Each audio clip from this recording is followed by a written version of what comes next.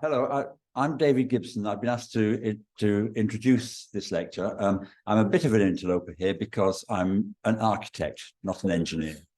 I mentioned that because I've often thought I should give a talk to this group about what architects know about engineers and what architects learn from engineers.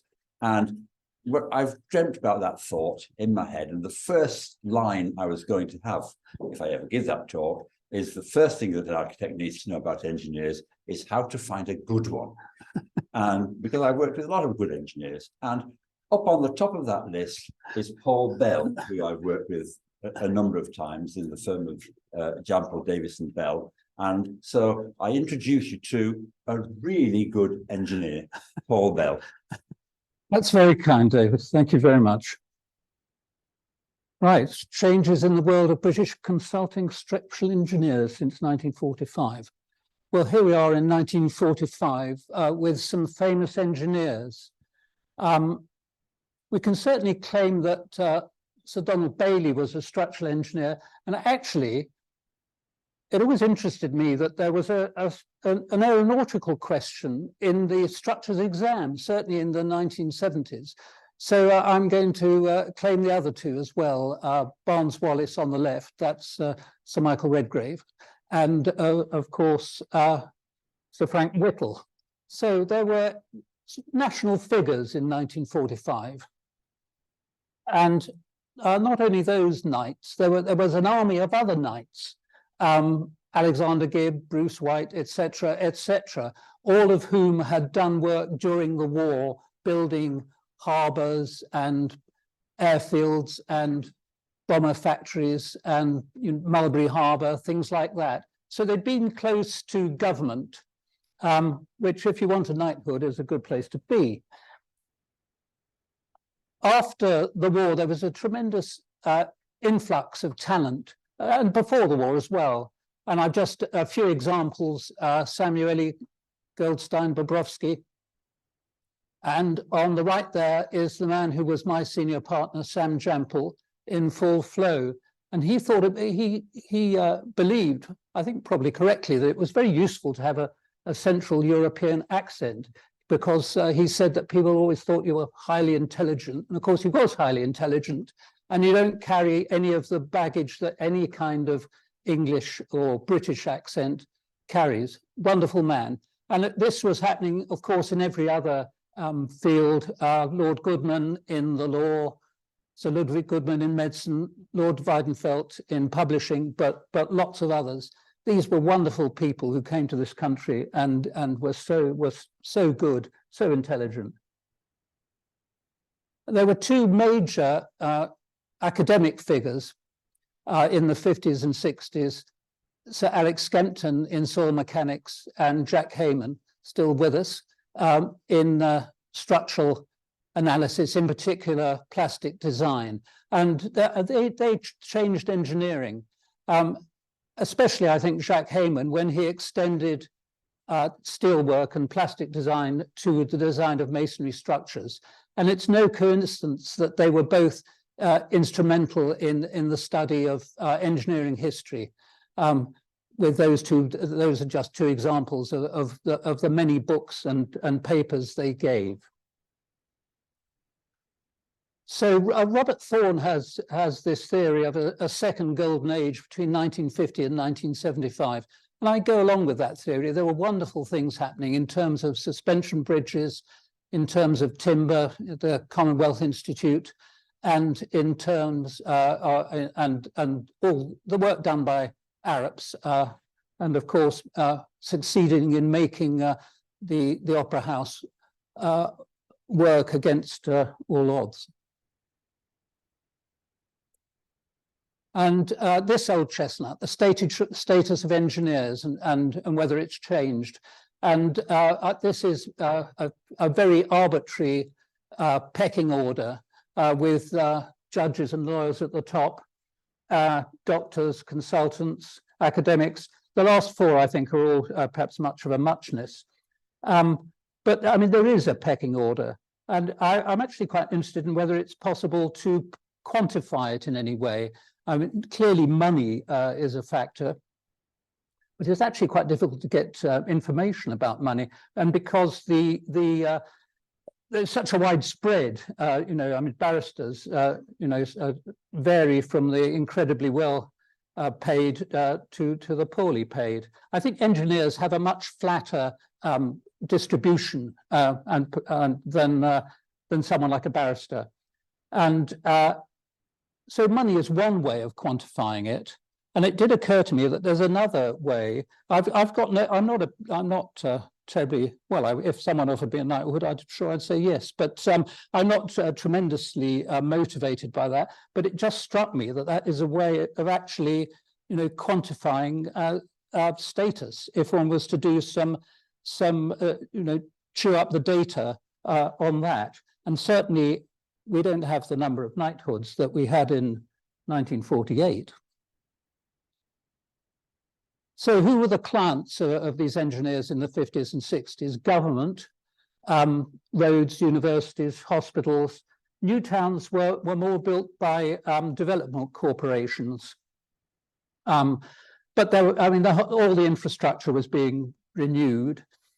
But then later, the public sector was, and ever since, has been in retreat, with utilities privatized and anything else that can possibly be privatized going the same way. There were newly independent nations.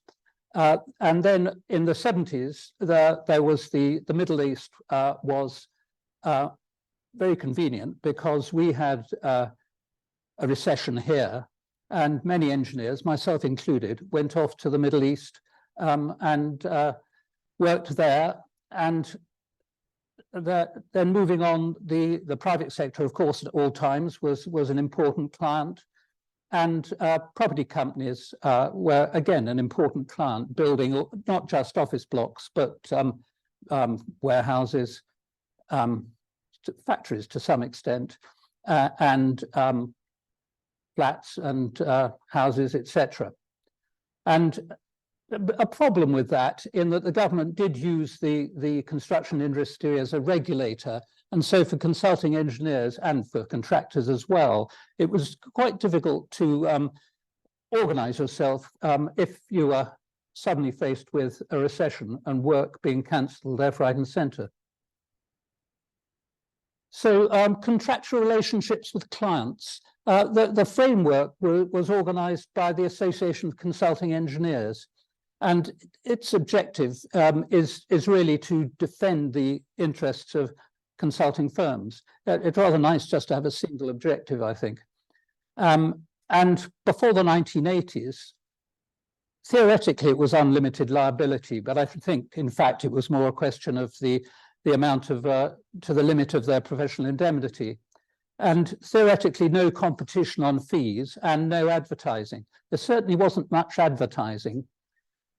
Competition on fees, I'm sure, did take place quite a lot, even prior to the arrival of the sweeping away of those things.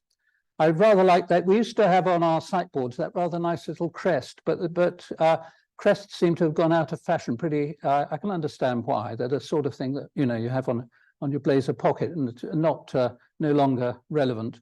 Anyway, all this was swept away by Thatcherism, and eventually, I mean, it carries on, still, I'm sure, doing good work. It became the Association for Consultancy and Engineering. I'm always a bit suspicious when organizations change their title. But anyway, there we are.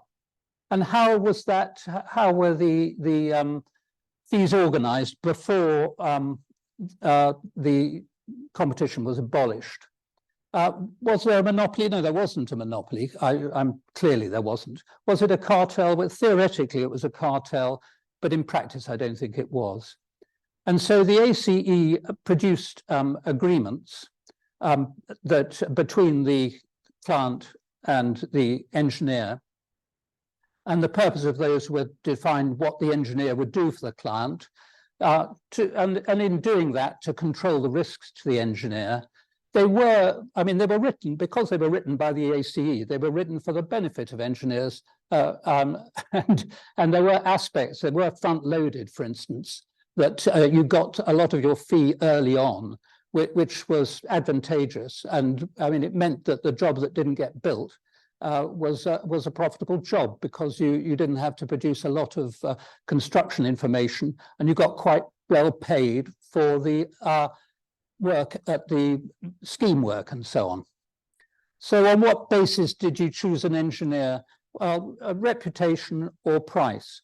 I mean, looking at the fees, even when they had the fee scales, it was quite subjective exercise calculating your fees using, graphs like this and so on, which could be interpreted in various different ways. So engineers had to sell themselves, and marketing arrived.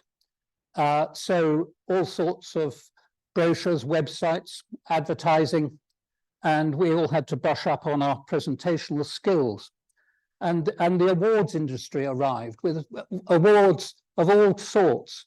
So you had to get out your dinner suit and check if you could still get into the trousers and head off to some hotel to hopefully have a decent dinner and to find out if you'd won an award. Anyway, pretty soon, of course, everyone was an award-winning practice, since there were so many awards. But what really mattered to you was having a good network of clients and contacts. So the other type of contract that was important was the contract between the client and the contractor. And the traditional system, which I'll just run through briefly, I'm sure you all know it. The client would decide he was going to build something, would appoint a professional team. They would then produce drawing, specification, bill of quantities and tender. And then you go out to tender to hopefully to not too many contractors for the sake of the poor contractors, and a contractor would be appointed. Then you would produce the production information, the job would get built, there'd be site inspections, and the professionals were arbiter. If there was some dispute between the client and contractor, the professionals could hopefully resolve that dispute without having to go to any kind of more complicated arbitration or to law. And the system, the system had some advantages. I think one thing is that everybody knew what they were supposed to do and what everybody else was supposed to do. And if you move away to lots of different systems, you're never quite sure, or at least you have to do a lot of hard work to find out what people are actually, how far their responsibilities go. It was, to some extent, an adversarial system, but I actually like adversarial systems. I think they're a good idea because they keep people on their toes. And cozy relationships are always dangerous, in fact. But it did come into disrepute, the system, because the lowest tender would get the job under most circumstances. The tenderer would, or the contractor would look for the possibility of claims as the job went on in order to recoup some of the disadvantage of his lowest tender. And the other thing is that clients weren't actually very keen on this idea of professionals being arbiters between the client and contractor. They didn't want other people telling them how what should be done. So there was a search for alternatives. Design and build had always been there and is a perfectly respectable system. And I can understand its attraction to clients, just having one person to deal with. Because now the number of even on a comparatively simple job, I sympathize with clients because there are just so many different consultants of so many different kinds. So just to have one other party is definitely an advantage. So then, firstly, project managers came along as clients' representatives. They often often coming from the quantity surveying profession. And then management contracting arrived, which consisted of breaking up a job into various subcontracts, and the management contractor would get a fee, and then his job was to tie these various subcontracts together. So that was one way. Then there was partnering, where if a client had a series of jobs, he would approach a single contractor who would then have an arrangement with him over a number of jobs. And then there was PFI, Private Finance Initiative, and PPP. And so there's a lot of various alternatives and a whole kind of, I won't call it a science, but procurement became a subject to be discussed instead of just going to the old-fashioned method. So the purpose of all these various attempts at a perfect system was to overcome the professional and human shortcomings of the various parties involved.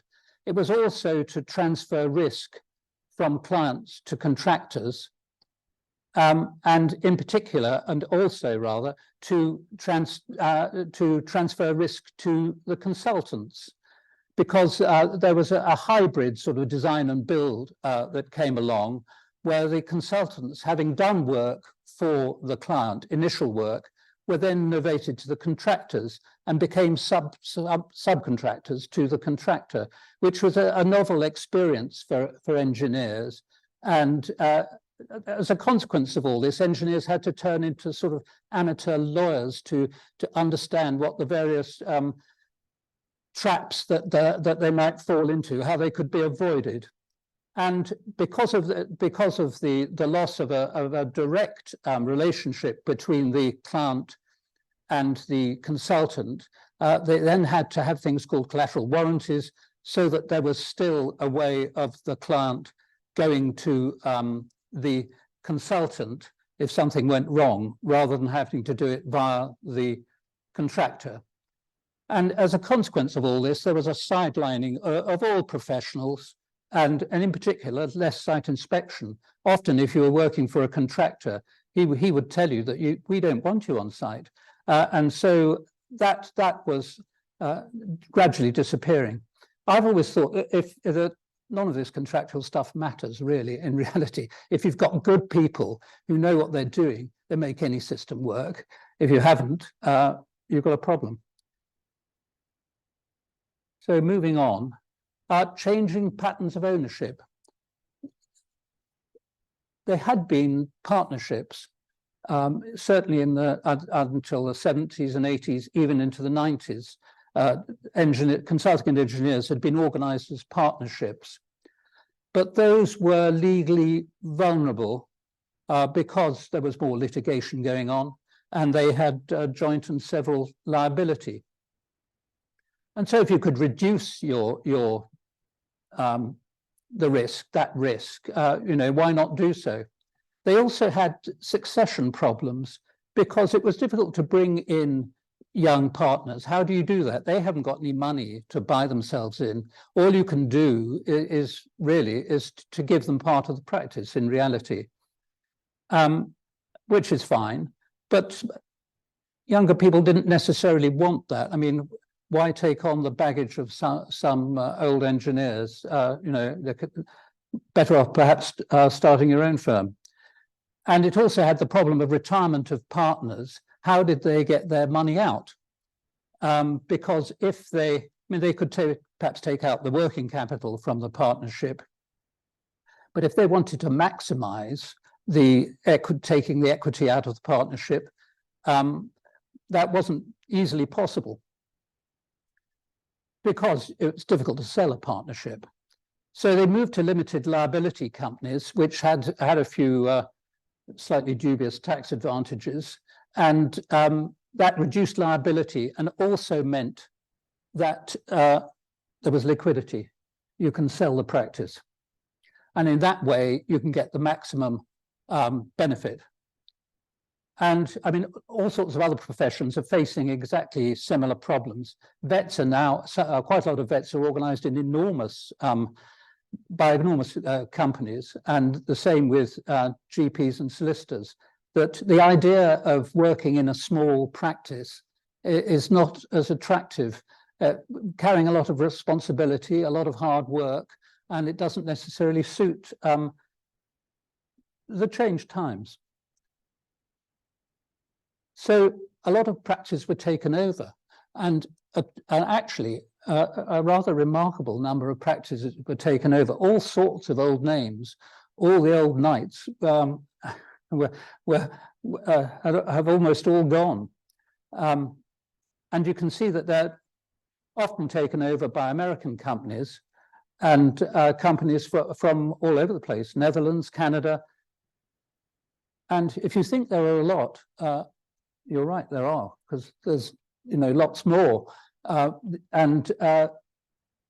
Interesting, a lot is from America. I mean, America just is enormous. I mean, it's just amazing, the power of the dollar, isn't it? That they have all this money. Interesting. I don't know how successful these takeovers were. Did they get the sort of? What did they get out of it? I don't really know. Did they get much out of it? Well, I ought to know, but I do not know. I mean, synergies of takeovers are often not as successful as people imagine they're going to be. So does it matter? I think it does, actually. I mean, it is a sort of microcosm of what's happened to so much of British industry. But if you lose ownership, you lose control. You gradually you lose corporate memory. Archives go as you sort of move office, and so archives disappear, and any kind of esprit de corps that was or loyalty that was attached to the previous firm has gone. I mustn't sound too gloomy, actually, because it was not the intention of this talk to be gloomy, and it's not all gloom. I'm sure that there are many. I mean, Arabs are clearly an outstanding example of a highly successful and enormous firm, and I'm sure there are lots of others. Perhaps I should have done more work to dig them out. So technological change was phenomenal particularly between 1970 and today. The slide rule at the top is my grandfather's slide rule that he was using in about 1910. The next slide rule is the one I had in my last year at school. And the third slide rule I was given or issued with when I went to university in 1967. So, I mean, nobody uses a slide rule at all anymore. I mean, nobody asks, can I borrow your log tables, do they? It's just gone. And a fascinating thing, and amazing, really, that they went in those years. I mean, the technological change is terribly interesting. I mean, the aeroplane between 1910 and 1970 changed from the kind of Sopwith Camel to the 747, didn't it? And actually hasn't changed all that much since. But this changed in a totally different way between 70 and 24. And I had no idea how to. I've just put a cloud at the bottom because as my way of saying where we are now. So that's one aspect of technological change.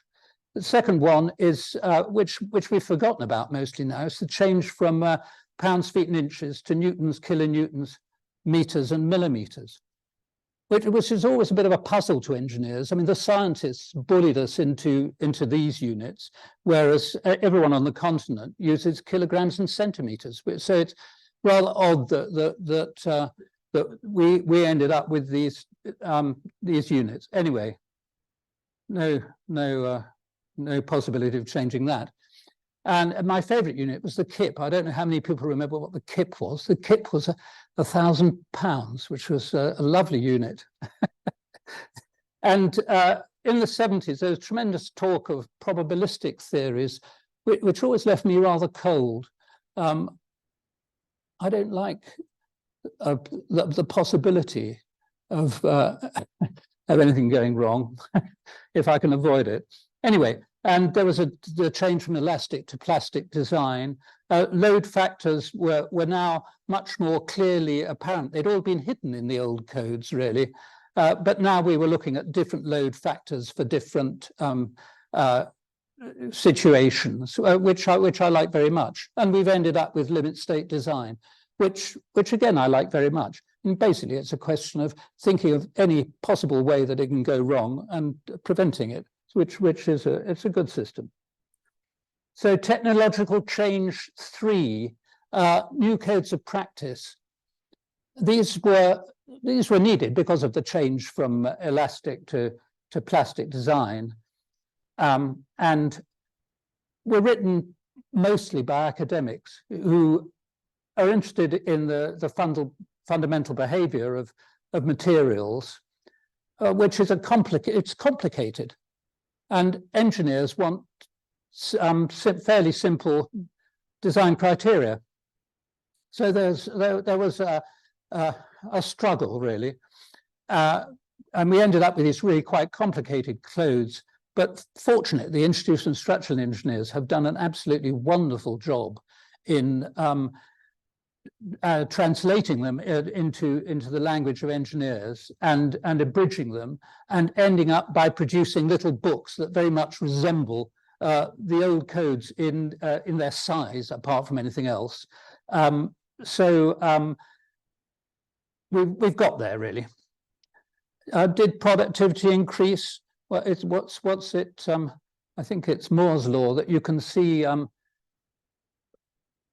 influence of computers in every aspect except the productivity statistics.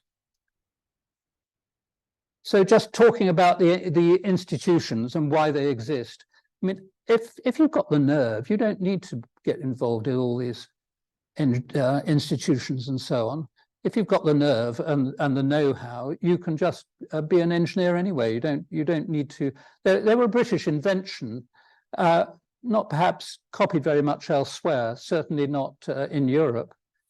And I mean, they started out as learned societies with meetings and rigorous proceedings, libraries and archives, and eventually ended up giving a professional qualification via interviews and exams. But the whole system really depends on confidence. It's self-regulating. It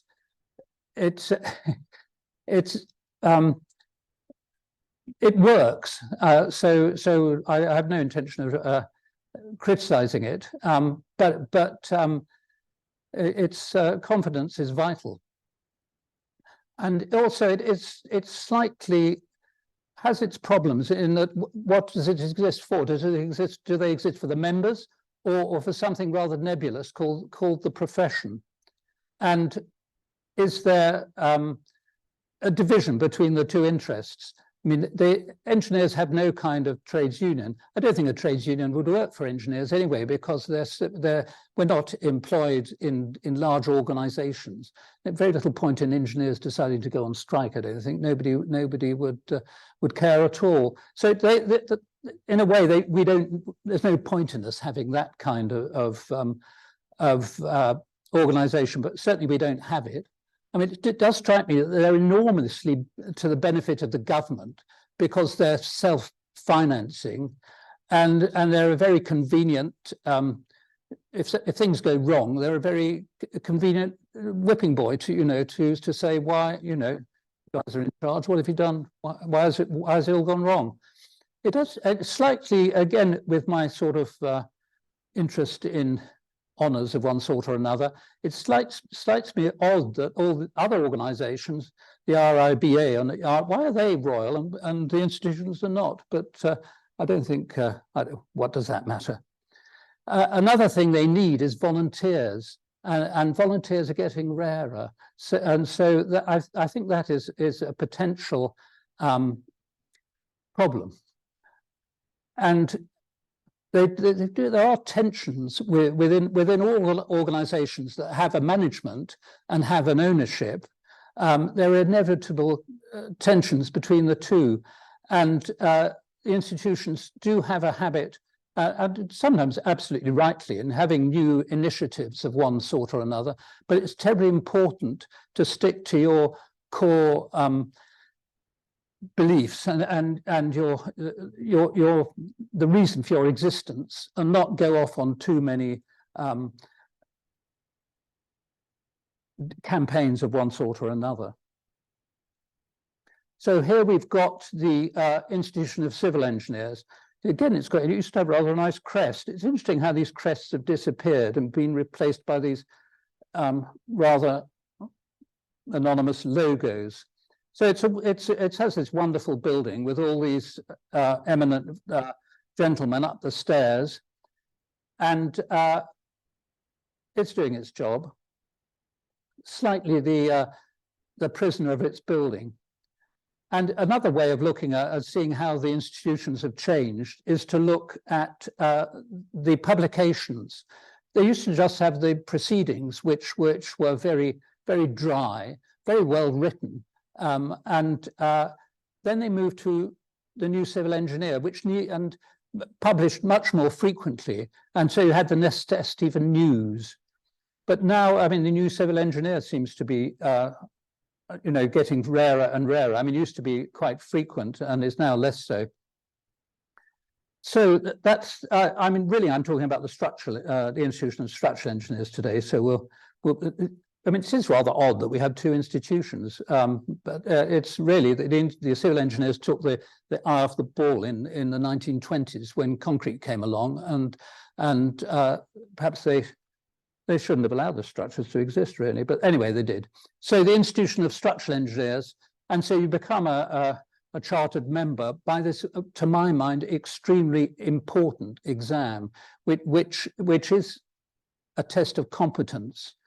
And I'll talk a bit more about competence later on. But I mean, to have a 7-hour exam with a very low pass rate, it really does weed out and the good from the not so good. They've got a little crest that seems to have disappeared from all the literature too. So what do you get? You get some status and respectability. You get a lot of potential training. I mean, they do a fantastic job, and this has been increasing, for the last 30, 40 years, because much less training is done in offices. I mean, I was really taught my engineering by sitting beside senior engineers who were designing and doing, off-the-cuff calculations, and I sat beside them and they taught me how to do it.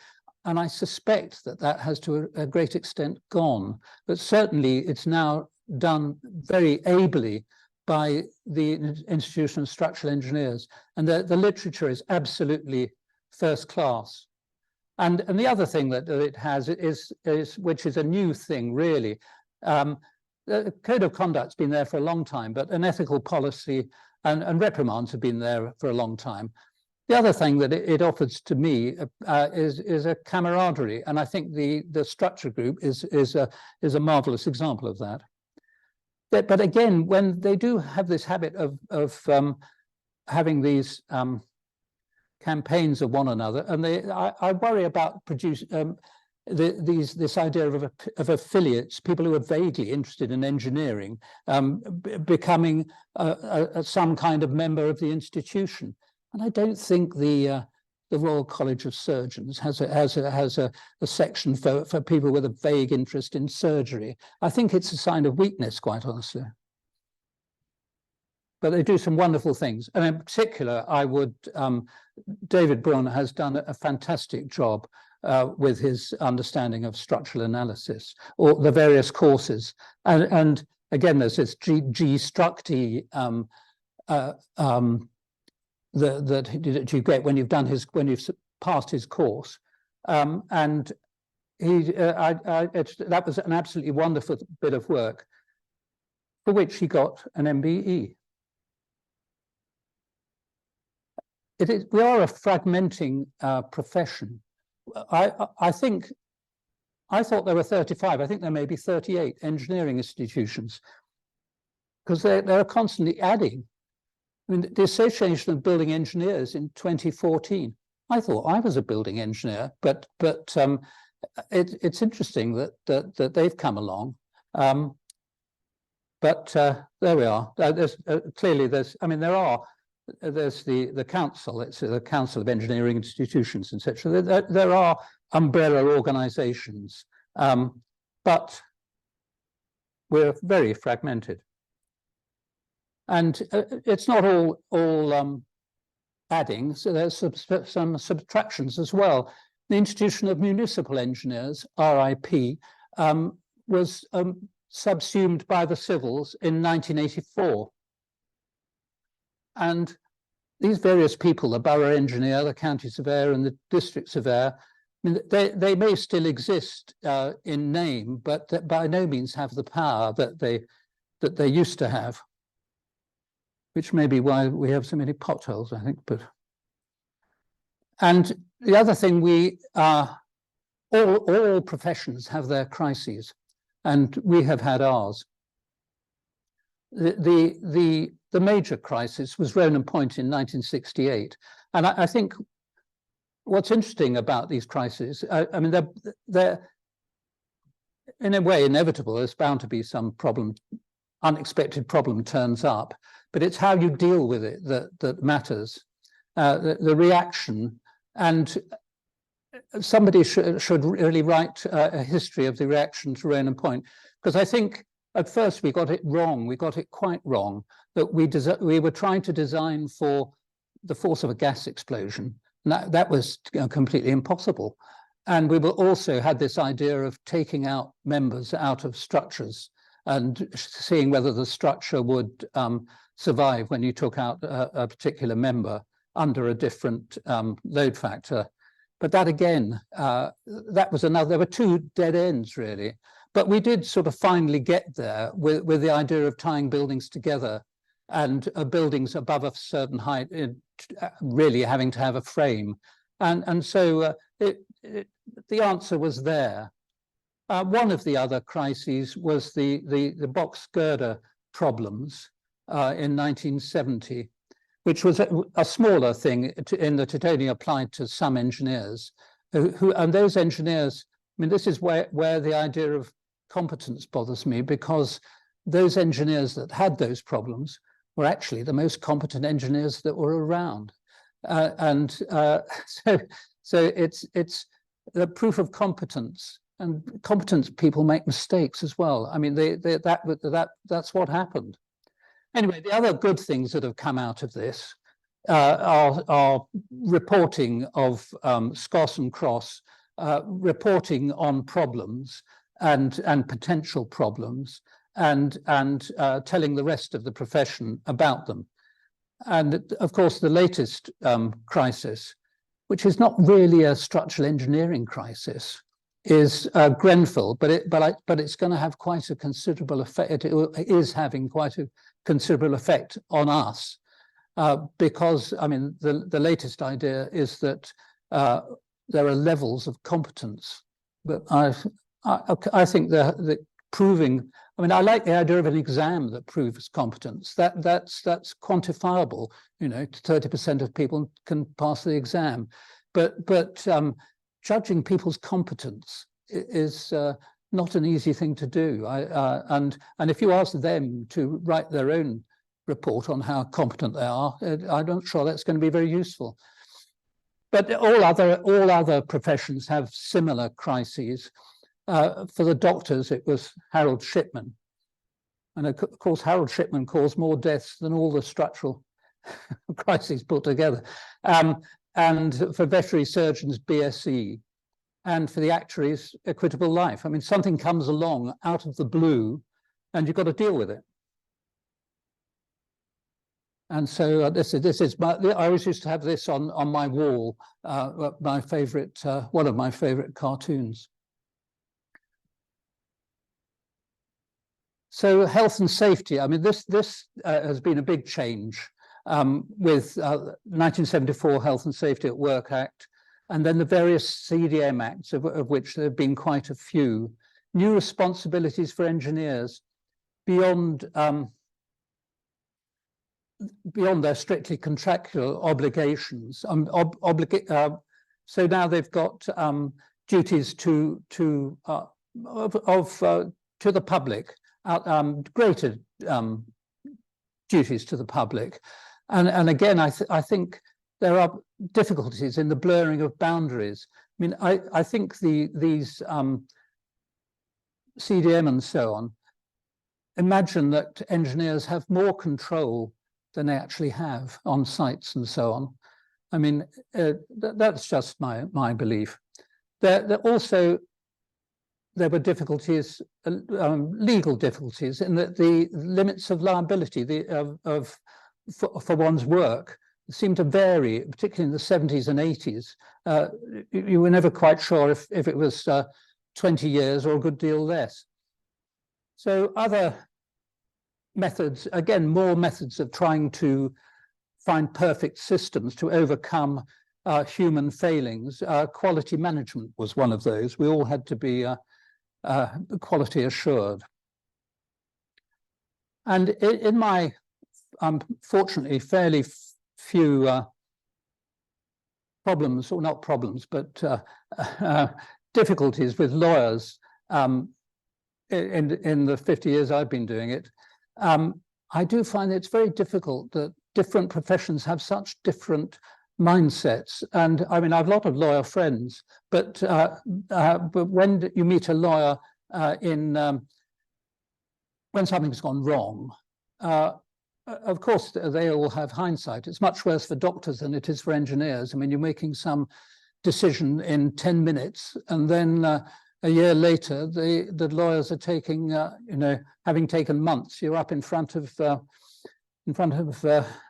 judge, and it's rather the same with engineers. So it's not just that, actually. I worry about the whole idea of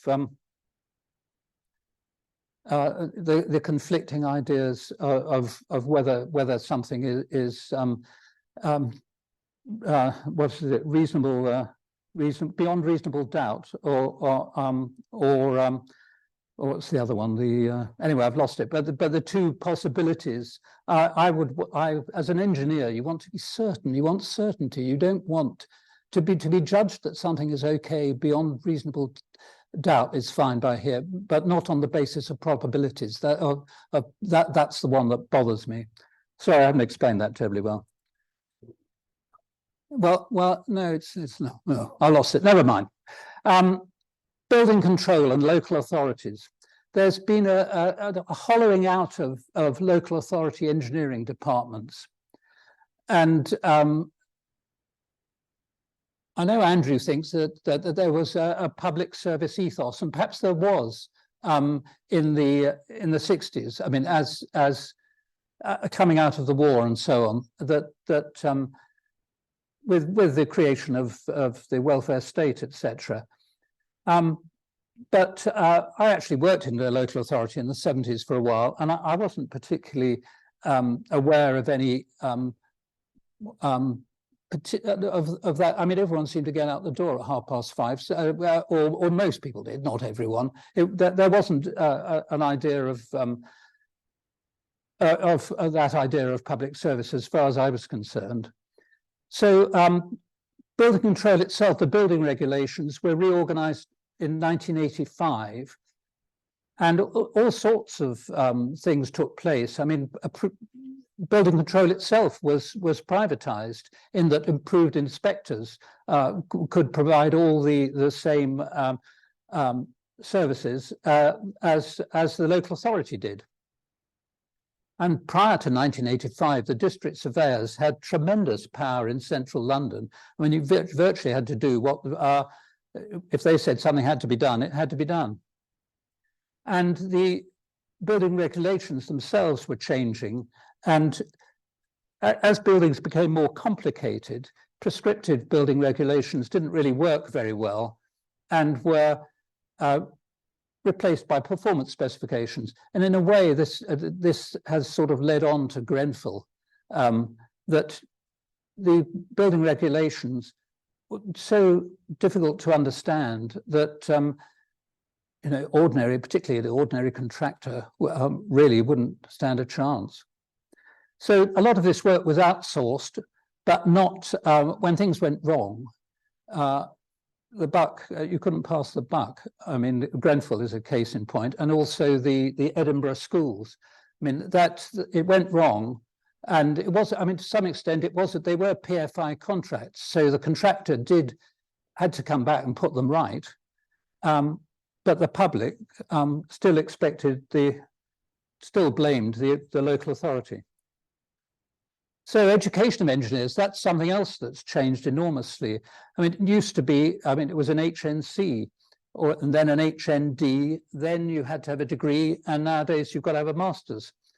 And this was unstoppable as the cats and also a good idea as the cats and polytechnics turned into universities.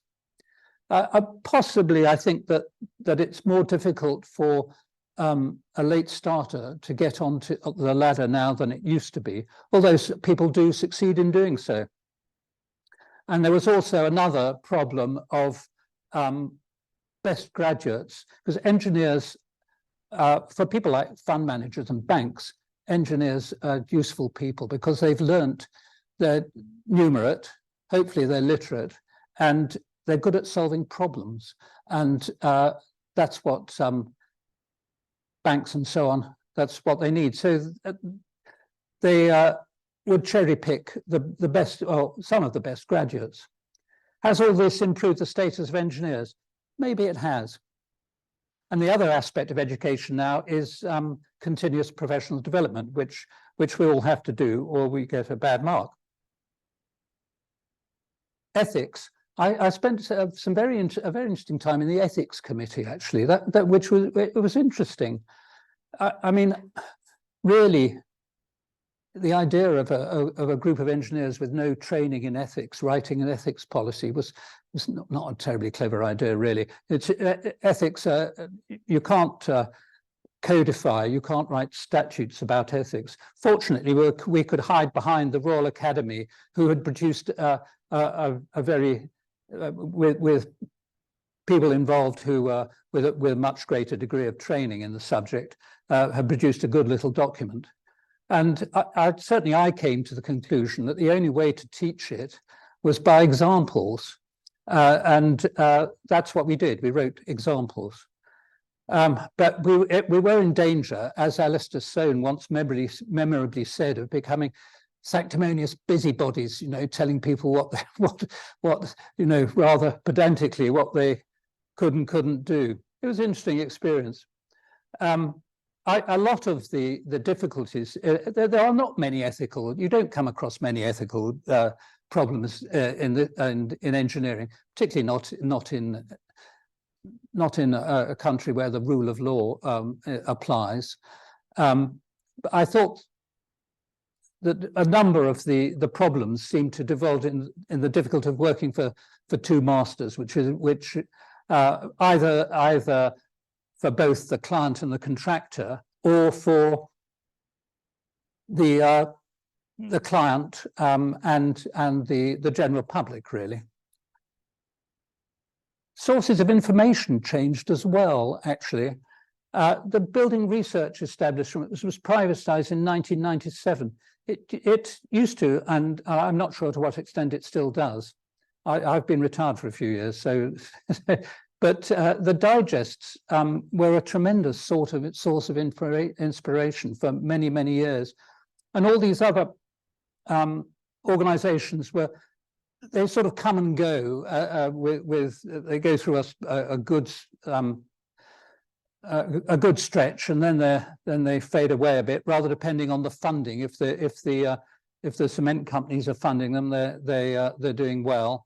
And the same with steel. And so there's this constant battle between steel and concrete, with timber and brickwork getting in where they can. But a lot of those things have produced very good information.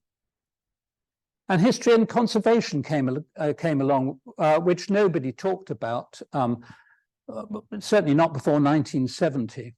The Newcomen Society had been around since 1920, but hadn't really dealt very much with buildings, more with mechanical engineering. The Panel on Historical Engineering Works came along in 1971, at about the same time as the history group was started, because people realized that our engineering heritage was a wonderful thing and needed protection, in the same way that buildings had been protected previously.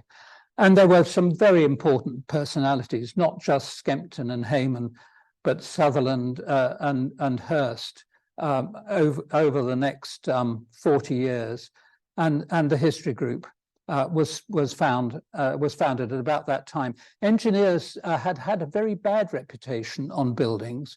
Because they'd condemned a lot of buildings, that architects treated them, kept them, if they could, kept them away from historic buildings. But that's changed. I mean, that has changed, and the Conservation Accreditation Register was set up, and I think partly due to the history group and other engineers, that now architects are reasonably happy to get an engineer on board. Another thing that has changed is the attitude to sustainability, and which I totally approve of, but I nevertheless think that we are a bit schizophrenic about it, because you read the magazines, and one week it's all about sustainability, and the next week you see some buildings in there that are clearly hopeless. And I've always thought that good structural engineering, tight engineering, is a good aspect of building a sustainable structure, because these two, this is the Louis Vuitton building in Paris. I don't know if you've seen it, but it's an extraordinary building. And you look at that Chinese stadium. Can this possibly be a sensible use of materials? But you look at the roof of Earl's Court Station, and you think, wow, how could these Victorians build? Could a modern engineer build a roof structure as light as that? No way, he could actually, because clearly it wouldn't.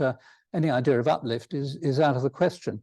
But I mean, good tight engineering is sustainable, or it's certainly a good aspect of sustainable. So now we build monuments. I don't want to make a big deal about the Olympic Park, although in actual fact, I think we are too slow to criticize structures. In fact, we don't have a. I mean, architects are used to crits. They're used to people, being not being kind to the things they build. Engineers are not, actually. We just don't have that capacity. And also, when we build monuments now, I think there's a lot to be said for something that's removed or taken down at the end of, rather than left there to rust. So I'm sorry, I'm rambling now, but I'm interested in the mind of the engineer and why you become an engineer and what it does to you, etc. I was interested when Bill Harvey said there were when he went to university, two sorts of engineers. Those with a vocational calling, and those there who'd done maths and physics at school, but weren't good enough as a mathematician or a physicist to do maths or science, and so ended up, would you like to do engineering? And I was clearly one of those. And I don't think that's necessarily means that you're any worse as an engineer than the people who wanted to do it since they were small boys. And you do get hooked. You definitely do get hooked, because it is just a wonderful way to spend your working life. But what kind of people are we? Introverted? Probably, yes. Helpful? I hope so. Various people might disagree, but helpful. And we have this wonderful balance of the analytical and the creative that not many other jobs have. The Sons of Martha, yes, we're backroom boys, wonderful Kipling poem about engineers. And so it does interest me is whether you create, the job creates the person. We become engineers because of the job, or whether we choose the job because of the type of people we are. And so I started thinking about other professions, but then I thought, no, I don't want to be deciding on the characteristics of other professions. That wouldn't be helpful. So here we've got the typical structural engineer. This is Johnson in the Taring Inferno, and they suddenly come to him towards the end of the film, and he does a couple of back of the envelope calculations to prove that the explosion at the top of the tower will not destroy the building, and that the tanks will be blown and the water will come down and save the tower. But you can see he's the typical engineer. He's middle-aged, bespectacled, and certainly doesn't get he doesn't even get onto the cast list, this chap. And here we've got Paul Newman, of course, was the architect, and he's struggling with Steve McQueen as to who's got top billing. But we do have some heroes. It's just rather unfortunate that there aren't many around at the moment. I mean, if Sir Owen Williams had been sort of, I don't know what, 30 or 40 years later, I mean, he was a heroic architect engineer. And that's another thing, we do tend to keep within our boundaries rather than, which to some extent I've said is a good thing, and in some ways it is. But on the other hand, you can't help but admire the heroes like Sir Owen Williams. And another thing that's changing is the workforce. Not a very nice word, that is it, workforce. Anyway, the demographic time bomb with baby boomers like me retiring, being replaced by engineers from abroad, which may or may not be a good thing in terms of the fact that perhaps they should be working elsewhere, and women engineers, which of course is a wonderful thing. But the whole work-life balance has changed. I mean, it's changed the way that, I mean, partnerships, I mean, you really used to, we were workaholics. We used to work until the work was done. And that is no longer really possible if you want to, enjoy other aspects of life. It's just a change. And I'm sure working from home has changed a lot as well. There's no point, I'm not at all regrettable about these things, but it's just really a fact. And we are short of role models, there's no doubt. I mean, I was looking at Sir Owen Williams, but I mean, Lord Foster, what a wonderful career he's had. And no, I wasn't suggesting that. No, sorry, I'm thank you very much. But he's had a wonderful career. He's an architect, of course he's an architect. But I mean, we do tend to, and it's a function of the history group as well. We're always looking backwards, and we don't have enough modern examples of successful engineers. And we also don't take enough credit for our own achievements, do we? I love this picture of the Morrison, well, I shouldn't call it the Morrison shelter, well, for reasons I'll tell you in a moment. But don't they look wonderful? This couple in their married, no doubt, in their Morrison shelter in 1943. And here we have the great man, Herbert Morrison, who, after Sir John Baker had shown him the shelter, said, we'll call it the Morrison shelter. Just so wonderful. And various other examples. I mean, why is it the Snowdon Aviary? I don't know. We should get the credit. But I don't want this talk to be thought of as too much. Our family motto is no one likes a moaner. And I have probably guilty of or at least I hope I haven't, but maybe I'm guilty of this being a bit of a moan. But when I was studying Soviet engineering, it was just, I mean, we have nothing to moan about, absolutely nothing. This man on the left, Sergei Polygalin, was the engineer for the amazing temporary works of the Novosibirsk Theatre and Opera House. But the job was running late. So I mean, he was executed because the job was running late. And it's just extraordinary, isn't it? And Tupolev on the right, the aeronautical engineer with all his wonderful planes, I mean, he was denounced and off to the Gulag, and then put in a one of their design bureaus, which was a sort of prison where engineering designers were put together and told to get on with it.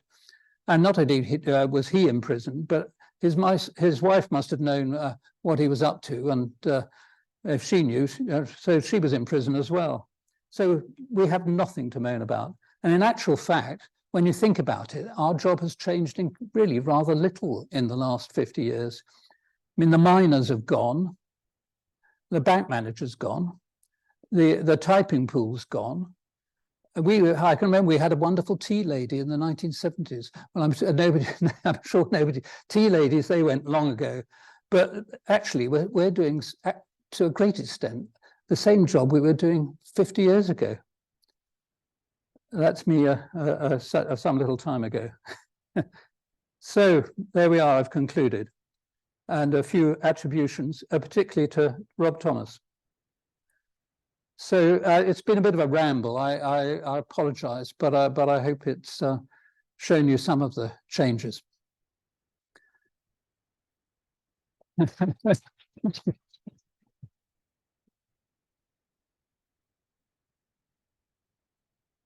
Question, or you want maybe one comment? Well, I was just saying, that was absolutely terrific. It was really, it was a terrific talk. Oh, thank you, Dave. Yeah. Really enjoyed it. I kept on, particularly in the early stages, substituting the word architect for engineer and finding it was the same talk when you do it that way around. But I think that's maybe why I enjoyed it. But you've really explained very well the development of engineering through the years that you've been at it. Yes, I thoroughly enjoyed that. Oh, good. I've got other comments which I might come back to. I liked your thing about vocation and chance, because Frank Newby, yes, had it both. He got a scholarship to read maths at Cambridge out of Ecclesfield Grammar School, but his father had been killed in the war, and his family weren't well off enough because he only got a half scholarship to read maths, and they couldn't afford to take up a half scholarship. But if he switched to doing engineering, he then got a full scholarship. So he trotted off to Trinity College, Cambridge, realized that he'd have been a terrible mathematician. Being top of maths at Ecclesfield Grammar School wasn't really the same as being the senior wrangler at Cambridge. And he used to say, my life runs on luck. He got, and he turned into an absolutely brilliant engineer because his maths were so grotty. Well, Jacques Heyman, of course, had wanted to be a mathematician, but realized, or it's hard to believe, but realized that he wasn't, in fact, it's impossible to believe that he wasn't good enough to be a mathematician, so became an engineer. Well, I was also rather surprised because Skem told me that when he became professor at Imperial College, the first thing he did was look up his examination results, and he only just got through the maths.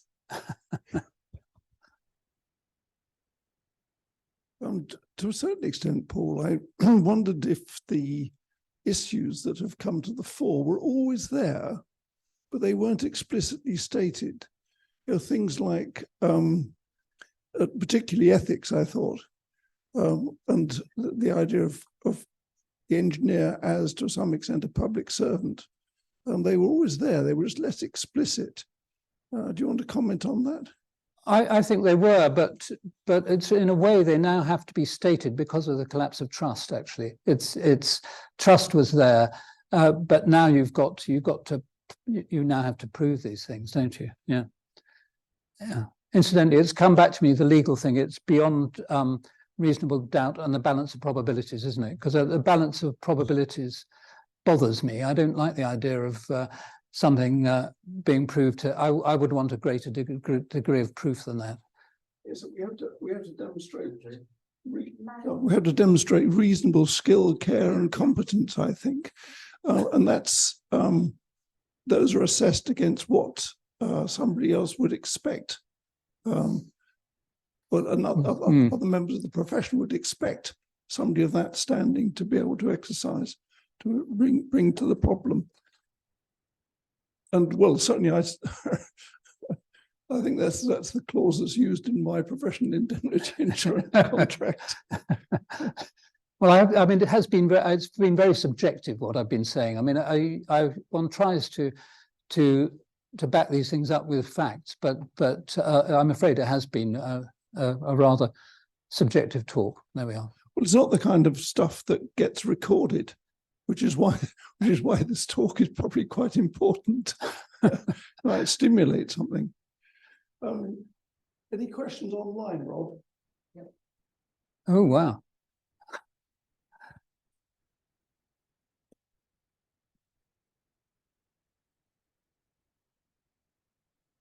Yeah, we had a comment from John Fiddler, who'll be in America. Great talk, Paul. Many conservation architects, Filden, Pace, Potter, Purcell, etc., were sappers in the Royal Corps of Engineers. Who were the great engineers of that era in the World War II? Sappers.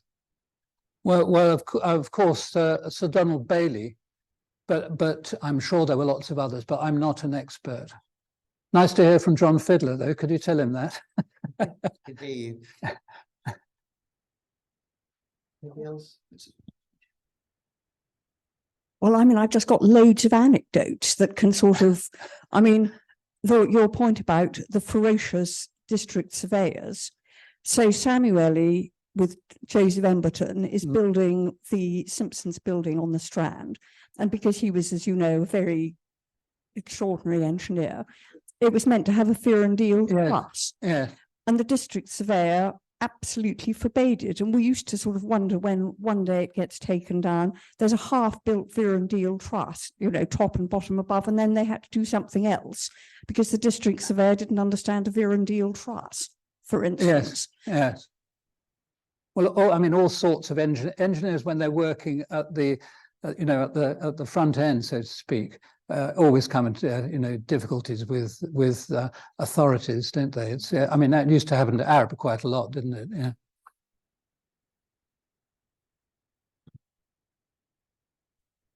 One of the problems I've come across working on historic buildings in particular is that very often you can't do a calculation, or not a calculation to current codes of practice. So you have to rely on experience and judgment. You can't demonstrate that a partially decayed piece of timber has got a certain measure of strength. So you have to provide whatever justification you can. And in case of some of the structures I worked on, making sure there's an alternative load path, very often through the flooring and that kind of thing. But to demonstrate that numerically for a local authority or something is very often impossible. You can go a certain way down that route, but not very far. I like to go a long way down, actually. I really do like. I'm perhaps more attached to calculations than many of my contemporaries of when I was a member of CARE and so on. I don't like. I'm suspicious of making. I like a greater degree, the greatest degree of proof that I can possibly reach. Otherwise, you're leaving yourself very open. You know, if things go wrong, you have to be very careful.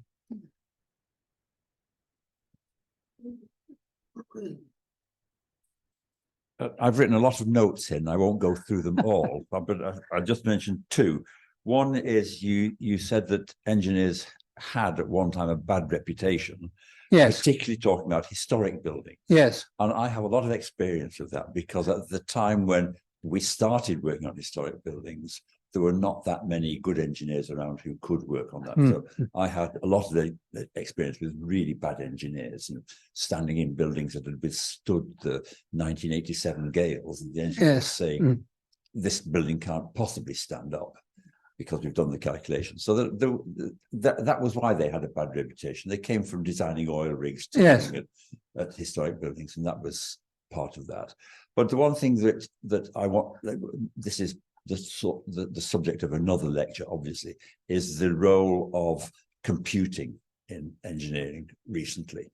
I was complaining to one of my friends, the editor of one of the architectural magazines, saying, why have we got so many weird and ugly buildings standing about, and how do they calculate all that? And he simply said, well, it's because you can Yes, absolutely. Computer calculations these days, you can calculate anything. So anything that anybody wants to do, like, I don't know, I'll just make this up, the walkie-talkie, for instance, you just throw it into the computer and out it comes, and you can do that. You can do anything you like.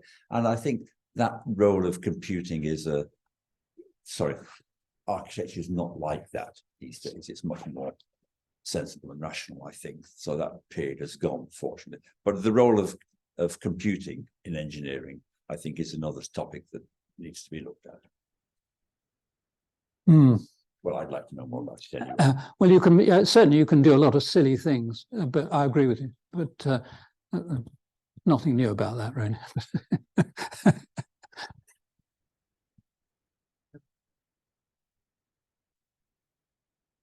Hello.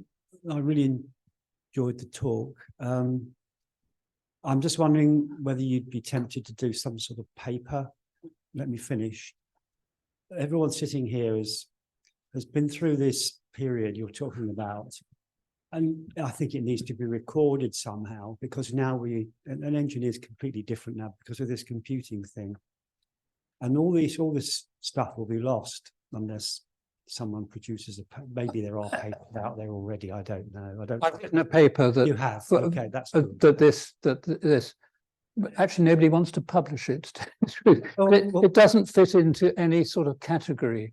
You know, I'd put it to the Construction History Society, or at least to the to one of their congresses. But it just doesn't fit in easily into. What about the structural engineer viewpoint? Do they still do that? Yes, it's a bit long for a viewpoint, actually, and it. I mean, it to some extent is critical of the institutions in a fairly minor way, but in a very light touch. This is opening up another conversation, but there's so much information being lost. Or no one ever says, what stories have you got? Well, we've got a story coming from, I don't know who this lady is, but you're a historian. All these stories. Okay. Okay, sorry. I'm sorry. I'm just a humble. I'm a humble engineer, but I often wonder the stories that we've all been through, and they just get lost. Yes, yeah. And then it's such a shame. Well, it's actually interesting that this talk is odd to the extent that somehow I felt I had to do it. I don't know why, but I felt I had to write the paper, and I was looking for some way of giving the talk, and then Andrew suddenly was stuck without a speaker, so I thought, oh, this is my chance. but quite what my motivation was. But anyway, I felt I wanted to do it. I mean, I quite get your point about, stories. I mean, I happen particularly to be worried about archives, of which the most hideous example is when Harris and Sutherland were taken over or sold out to, or however it worked, I've forgotten, to Baptiste. And then Baptiste were taken over by Jacobs. And at about that time, they were, is it Chelsfield? Anyway, they were redeveloping the Commonwealth Institute, and James was asked to be a consultant. And he was thrilled. He was paid $1,000 a month, aged about 87. He was thrilled. But the first thing they asked him is, where are the drawings of the Commonwealth Institute? So he got in touch with Jacobs. They're gone. Bang. And it is one of the, most important buildings. I managed to get the Frank Newby's archive to the civils, because of course Mike Crimes was still there and would take it on. But the civils have sort of let their library, let their learned things go, really. And I mean, the big problem is, what do you do with the archives when these, well-known firms disappear? But that was a terrible example of Jacobs or Baptiste just having dumped the drawings of Harris and Sutherland. Yeah. Actually, I think Carol at the Civils Archives does a good job. Yeah. Well, archives do disappear. I mean, and you know, and the changing of the technology of keeping them. You know, it's the computers are changing all the time. So, yeah. Oh, it's terrible. I mean, I remember when we had a paper about Coventry Cathedral, didn't it? And nobody knew. You know, there are all these sort of all the well, yes, all those pre-stressed beams underground, and nobody knew how they worked, and it was terribly difficult for. That was Chris. Burgoyne. Chris Burgoyne. Yeah. Coming back to the point you made about passing on the information, passing on the history, there's in Bob Marley's Buffalo Soldier, there's a wonderful couple of lines, which is something like, if you don't know your history, how do you know where you're going to? And I think that, you know, the trouble is there's no younger engineers here tonight. We don't often get many younger engineers. And coming back to the points you made about the work-life balance, I was slightly surprised that you seemed to think that the work-life balance had improved. Because I think for a lot of younger engineers, they would. It looks to me as if it has gone the other way. That younger engineers are under much more pressure now to work really quite long hours. They're seen as disloyal if they go home on time. Oh, really? On time. That's the impression I get. Mm. And certainly, in order to, you know, we may feel that we weren't very well remunerated, but I think the relationship between income and the cost of living has got worse for younger engineers. That's my impression. There's all sorts of things that they can't do if they're just working sort of a normal working week. But well, it's true of not just engineers though. I mean, Yes. my children who are doctors and scientists Yeah. are under great pressure. I mean, a lot of pressure. They're having a tough time. I agree with you. It's tougher now. In that respect, it's tougher now. But I don't know. Yeah, well, that's why I think it's very important to have it on the record. There will be a recording on the archive of tonight's talk, but to get it into a form of a paper that's published does get it wider publicity.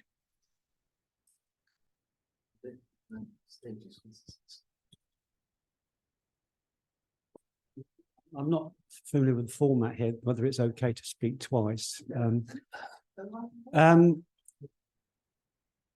missed a lot. There was a talk of someone had some interviews with construction workers in whenever it was, about 30 years ago. I missed that talk. Yeah. That was the oral history. Yeah, the oral history. What is it? Is there any, you know, I do a little bit of research to interview people here. There's stories they've got, they're going to die with them. I've got great stories. The one about the gold, about an engineer called out to a bathroom where the sink had come away from the wall. What was the problem? The fact is, it was made of gold, this sink. So it was obviously the fixing went. So, but this, you know, there's little stories like that are amusing, and we're going to lose them. So whether there's some oral historians here and yeah, that was Christine Wall, so I can put you in touch with Christine. So yeah, would people be prepared to be interviewed? I don't. No answer came with stern reply. Would be a long interview. Well, it wouldn't. But you see, but there are oral history people that might be interested in doing that. I can just.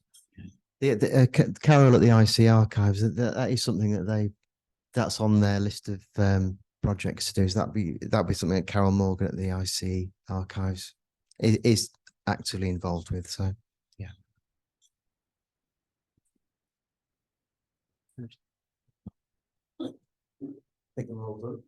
Unless anybody else likes something. No. Okay, well, if I can wander over your microphone. Well, this is my microphone's up here, I'm afraid. Is this one not on? No, it's not. Well, can I can I echo what David said? I thought that was a really good talk. And I think it deserved a much wider audience. So, but anyway, thank you very, very much, Paul. And we'll show our appreciation in the normal way. Thank you. Thank you very much.